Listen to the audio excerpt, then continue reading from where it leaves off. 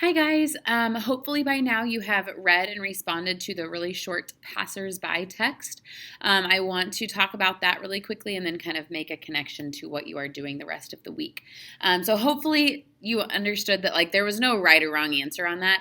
There's not a whole lot of information given in that super short text, and so I just wanted you to think about kind of how we make our decisions about who to help, when to help, where to help, etc. And so though it's kind of a stretch to tie into our stuff this week. That was kind of the premise of it. So this week we are talking about and thinking about community service, which is definitely a big part of Avid and hopefully will continue to kind of be a big part of your academic and life journey because it's important to help those around us. So if you aren't sure what community service is, it can look a variety of ways. So some ways that kind of in our community I've seen people perform community service is through soup kitchens, so you can go volunteer there.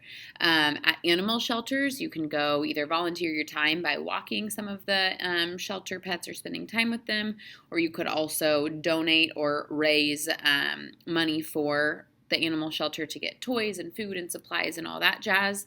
There's something called Harvesters here, which is a food kitchen that you can, again, either donate on your own to, or you could have like a drive for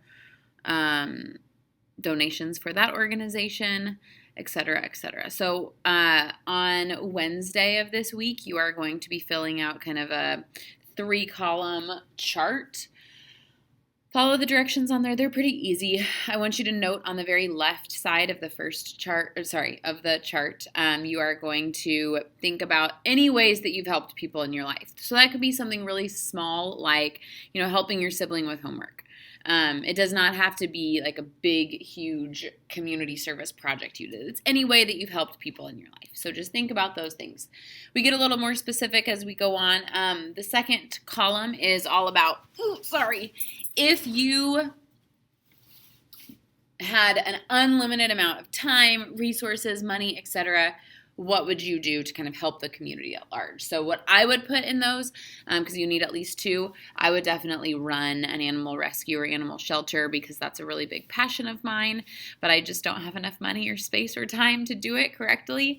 Another thing I'm really passionate about, obviously, is education, and so I would love to start like an after-school tutoring program.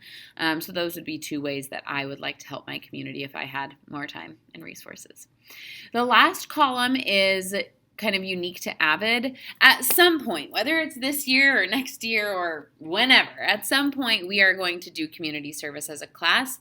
And so I want us to start brainstorming some ways that we could do that. So your brainstorming for that could be something that we can do right now. We could write letters to someone in an assisted care facility or something like that.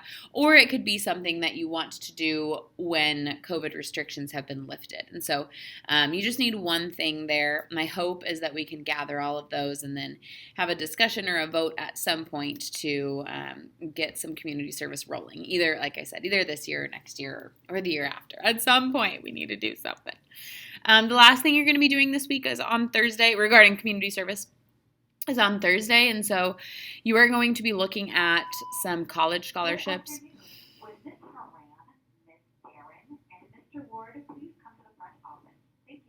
You're going to be looking at some college scholarships and looking for some specific ones that mention community service. And so this really is definitely a practice in looking at scholarships in general, because as high school goes on and you near college, you're going to want to be doing that anyway. But it's also a good time to see that community service is also great for a college resume, and a lot of scholarships require it anyway. And so my hope is that you want to do community service just because you want to help those around you. But there is kind of an added benefit of creating a great resume. So if you have questions or need help, feel free to reach out. Thanks, guys.